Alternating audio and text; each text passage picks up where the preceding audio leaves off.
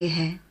यहाँ से पहले बिंदु को मरीचि ऋषि के नाम से जानते हैं। उसके बाद में जो बिंदु है वो कहलाते हैं ऋषि वशिष्ठा। ऋषि वशिष्ठा की बाईं ओर आपको एक छोटा बिंदु नजर आएगा। ये बिंदु ही है अरुंधति। ऋषि वशिष्ठा के बाद आते हैं ऋषि अंगीरसा। फिर आते हैं ऋषि अत्रि। फिर दाईं ओर की तरफ मुड़ते हुए जो बिंदु आता है वो है ऋषि पुलस्त्य। उसके बाद आते हैं ऋषि पुलह और फिर ऋषि क्रतु। ऋषि पुलह और क्रतु के अंतर को 5 गुना मिलाकर नीचे की तरफ आएंगे तो वहां बसे हैं ध्रुव नक्षत्र।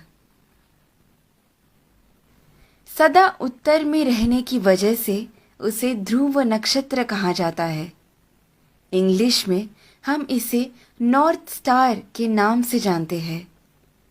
बाल्यावस्था के ध्रुव नक्षत्र अगर उत्तर में बसे हैं तो वृद्धावस्था के अगस्त्य नक्षत्र दक्षिण में बसे हैं।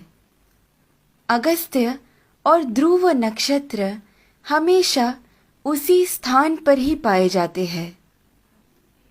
इन दोनों के बीच में मौजूद आकाश गंगा सतत घूमती रहती है। इस कारण से हमारी धरती अक्ष के ऊपर घूमती रहती है।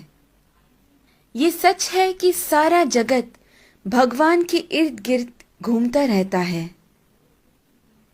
लेकिन वो हमें कभी नजर नहीं आ सकता। भूमि के अनेक कालों में से उसे 4 काल में छांटते हैं। ऊपर नजर आ रहा पीठ के बल सोया हुआ प्रश्न चिन्ह के आकार में बना हुआ सप्त ऋषि मंडल हमें वसंत ऋतु में ठीक ऐसे ही नजर आता है। आगे बढ़ते हुए शिशिर ऋतु यानी ठंड के मौसम में हमें सप्त ऋषि मंडल ऐसे नजर आता है।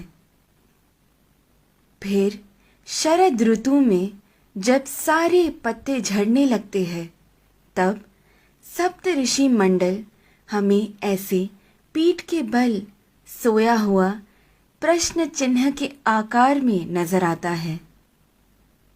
और फिर ग्रीष्म ऋतु यानी गर्मी के मौसम में हमें सप्त ऋषि मंडल ऐसे शीर्षासन कर रहे प्रश्न चिन्ह के आकृति में नजर आता है। चाहे जो भी हो, जब हम ये सारे प्रश्न चिन्हों को एक साथ में देखते हैं, हमारे सामने एक विशेष आकृति हमें बनता हुआ नजर आता है।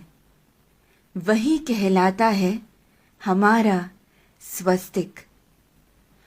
स्वस्थ का मतलब है आरोग्यवान। स्वस्तिक का महत्व मेरे पिता मुझे हमेशा से बताते आए हैं, लेकिन हर क्षण प्रयोग में ला रहे इस स्वस्तिक का जन्म कहाँ से हुआ ये आज मेरे पिता द्वारा जाना, जो आप सभी में मैंने बांटना चाहा।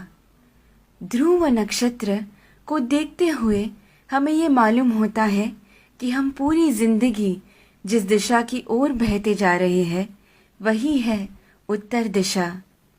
इसीलिए शायद हमारी भूमि पर भी दक्षिण में अधिक जल है